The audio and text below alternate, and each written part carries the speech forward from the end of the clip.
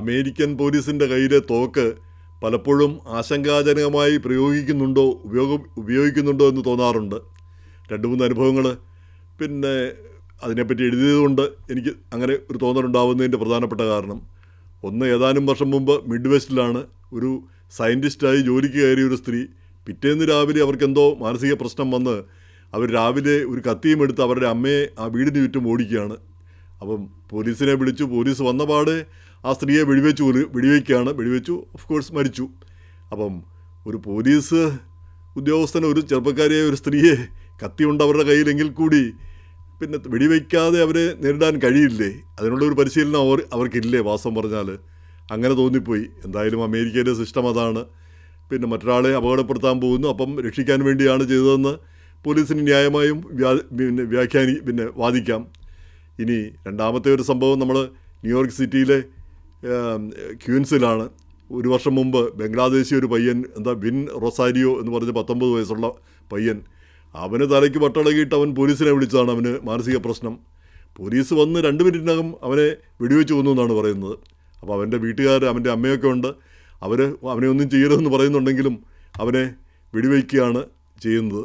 അപ്പോൾ ആദ്യം അവന് ടേസർ പ്രയോഗിച്ചു, പക്ഷേ അത് ഫലിച്ചില്ല. അതിനുശേഷം അവനൊരു ചെറിയ കത്രികയും കൊണ്ട് പോലീസിന് നേരെ ചാടിയെന്നാണ് പറയുന്നത്. അപ്പോൾ ഇത്തിരി പോകുന്നൊരു കത്രികയാണ്, ഒരു ചെറിയ പയ്യനാണ്, 2 പോലീസുകാരുണ്ട്. അപ്പോൾ അവർക്ക് അവനെ നേരിടാൻ കഴിഞ്ഞില്ല എന്ന് പറഞ്ഞാൽ അതും ആ പരിശീലനത്തിൻ്റെ ഒരു കുറവാണോ എന്ന് എനിക്കറിഞ്ഞുകൂടാ. ഇവിടുത്തെ ഒരു സിസ്റ്റം കയ്യോടെ അവർ വെടിവെക്കുകയാണ് ചെയ്തത്. ആ പയ്യൻ മരിച്ചു വീഴുകയും ചെയ്തു. അപ്പോൾ ഇന്ന് പത്രത്തിൽ വായിച്ചു, ആ 2 പോലീസ് ഉദ്യോഗസ്ഥർക്കെതിരെ ഡിസിപ്ലിനറി ആക്ഷൻ എടുക്കാനായിട്ട് ആ ബോർഡ് ഇങ്ങനെയുള്ള പോലീസുകാർക്കെതിരെയുള്ള അവർക്കെതിരെയുള്ള ഡിസിപ്ലിനറി ആക്ഷൻ തീരുമാനിക്കുന്ന ആ ബോർഡ് തീരുമാനിച്ചിരിക്കുന്നു. അവർ 9-3 വോട്ടിൽ 9 പേര് ഇവർക്കെതിരെ നടപടിയെടുക്കണമെന്നും 3 പേര് വേണ്ട എന്നും പറഞ്ഞ് തീരുമാനിച്ചു. അപ്പോൾ ഇനി ഇത് അഡ്മിനിസ്ട്രേറ്റീവ് ജഡ്ജിന് പോകും. അദ്ദേഹമാണ് ഒരു തീരുമാനം എടുക്കേണ്ടത്. ഇവർക്കെതിരെ എന്ത് നടപടിയെടുക്കണമെന്ന്, ഇവർ ജോലി തുടരണമോ വേണ്ടയോ എന്നൊക്കെ.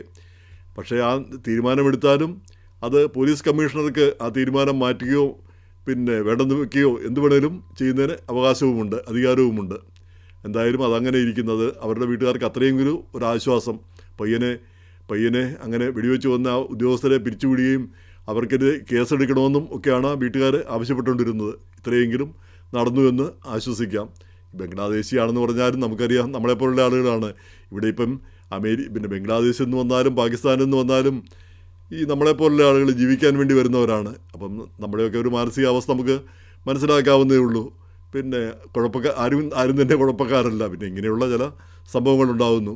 ഇപ്പോൾ അതിൻ്റെ ലേറ്റസ്റ്റ് ഉദാഹരണമാണ് കാലിഫോർണിയയിലെ സാന്താ ക്ലാരയിൽ 30 വയസ്സുള്ള ഒരു techie software engineer Muhammad Nizamuddin, അദ്ദേഹത്തെയും പോലീസ് അപ്പാർട്ട്മെൻറ്റിൽ കയറിയാണ് വെടിവെച്ച് കൊല്ലുന്നത്. അപ്പോൾ അതിൽ വെടിവെച്ച് കൊല്ലുന്നതിന്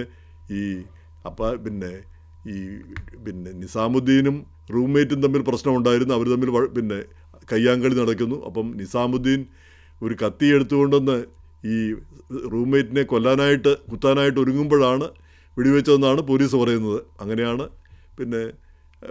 സംഭവം എന്നാണ് പറയുന്നത്. അപ്പോൾ അതിന് തമാശയായിട്ടുള്ള കാര്യം, ഈ നിസാമുദ്ദീൻ ആണ് പോലീസിനെ വിളിച്ചത് എന്നാണ് അയാളുടെ വീട്ടുകാർ പറയുന്നത്. എത്രയുണ്ട് സത്യമാണെന്ന് നമുക്ക് അറിഞ്ഞുകൂടാ. അതിൽ അയാളുടെ പോസ്റ്റുകളൊക്കെ വായിക്കുമ്പോൾ മാനസികമായൊരു പ്രശ്നം ഉള്ള ഒരാൾ, മാനസികമായൊരു സ്ഥിതിയിൽ, ഒരു അവസ്ഥാവിശേഷത്തിലായിരുന്നു അയാളെന്ന് വളരെ വ്യക്തമായിട്ട് മനസ്സിലാവും. അയാൾ പറയുന്ന അയാൾക്ക് ജോലി പോയി. അപ്പോൾ അയാൾക്കെതിരെ വിവേചനങ്ങളും നാനാതരത്തിലുള്ള പ്രശ്നങ്ങളും ഒക്കെ നടക്കുന്നു. അപ്പം അയാളെ സദാ വാച്ച് ചെയ്യാനായിട്ട് ഒരു ഡിറ്റക്റ്റീവിനെ ഏർപ്പെടുത്തി കമ്പനി, അയാളെ പിരിച്ചുവിട്ട കമ്പനി. ആ ഡിറ്റക്റ്റീവ് ഈ റൂംമേറ്റ് തന്നെയാണെന്നാണ് ഇയാൾ പറയുന്നത്. അപ്പോൾ അങ്ങനെ സംശയരോഗവും മാനസികമായിട്ടുള്ള ഒരു തകർച്ചയും ഒക്കെ നമുക്കവിടെ കാണാം. അപ്പം എല്ലാവരും തനിക്കെതിരെ തിരിഞ്ഞിരിക്കുന്നു എന്നുള്ള രീതിയിലാണ് അയാളുടെ പോസ്റ്റുകളെല്ലാം കാണുന്നത്. കാരണം 10 വർഷം ഇവിടെ പഠിക്കാൻ വന്നതാണ്, 10 വർഷമായിട്ട് ഇന്ത്യയിലേക്ക് പോയിട്ടില്ല, വീട്ടുകാരെയും കണ്ടിട്ടില്ല. ആളുകളൊക്കെ ഇങ്ങനെ ഇത്രയധികം ത്യാഗങ്ങളൊക്കെ സഹിക്കുന്നത് എന്തിനാണെന്ന് മനസ്സിലാവുന്നില്ല വാസ്തവം പറഞ്ഞാൽ.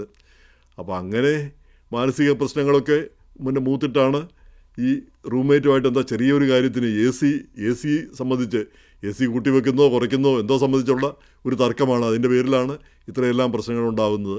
അപ്പോൾ അയാളുടെയും ജീവൻ നഷ്ടപ്പെടുകയാണ് ചെയ്തത്. അപ്പോൾ പോലീസ് അകാരണമായിട്ട് വന്ന പാടെ ഇത് വെടിവെക്കുകയായിരുന്നു എന്നുള്ള രീതിയിലാണ് അയാളുടെ വീട്ടുകാർ പറയുന്നത്. എന്തായാലും ഇങ്ങനെയുള്ള സംഭവങ്ങൾ നമ്മളെ വിഷമിപ്പിക്കുന്നു, വേദനിപ്പിക്കുന്നു. പോലീസിൻ്റെ നടപടികൾ ശരിയാകാം, തെറ്റാകാം.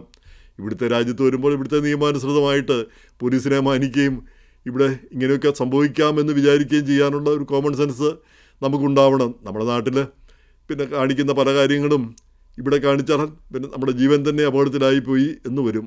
നാട്ടിൽ പിന്നെ ഓരോരുത്തരും കാണിക്കുന്ന പോലീസിനെ ആക്രമിച്ചാൽ കൂടി വലിയ പ്രശ്നമില്ലാത്ത രീതിയിലാണ് അവിടെ ഓരോന്നും സംഭവിക്കുന്നത് നമ്മൾ പലപ്പോഴും കാണാറുള്ളത്. പക്ഷേ ഇവിടെ അതല്ല സ്ഥിതി. കാരണം ഇവരുടെ കയ്യിൽ ഗണ്ണുണ്ട്. അപ്പോൾ ആ ഗണ്ണുള്ളപ്പം അത് ഉപയോഗിക്കാനുള്ള സാധ്യതയും കൂടുതലുണ്ട്.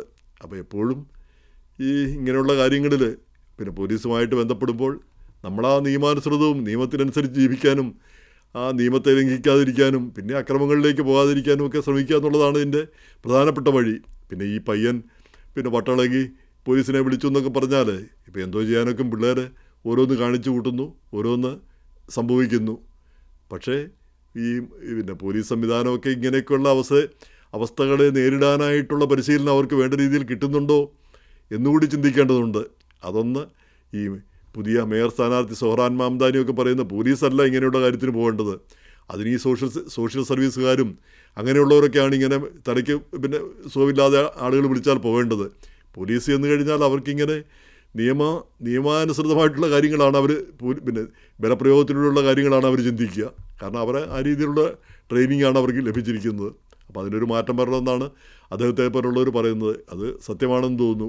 ന്യൂയോർക്ക് സിറ്റിയിലൊക്കെ മാനസിക പ്രശ്നങ്ങളുള്ള ധാരാളം ഒരുപാട് പേരുണ്ട്. കഴിഞ്ഞ പിന്നെ മേയറുടെ കാലത്ത്, ഇപ്പോഴത്തെ അല്ല അതിന് മുമ്പത്തെ മേയറുടെ കാലത്ത് അതിന് വേണ്ടിയിട്ട് $1 ബില്യൺ പരിപാടിയൊക്കെ കൊണ്ടുവന്നതാണ്. ആ ബില്യൺ എങ്ങോട്ട് പോയെന്ന് ജനത്തിനൊന്നും അറിയത്തില്ല എന്നാണെന്ന് അന്ന് പറഞ്ഞു കേട്ടിരുന്നത്.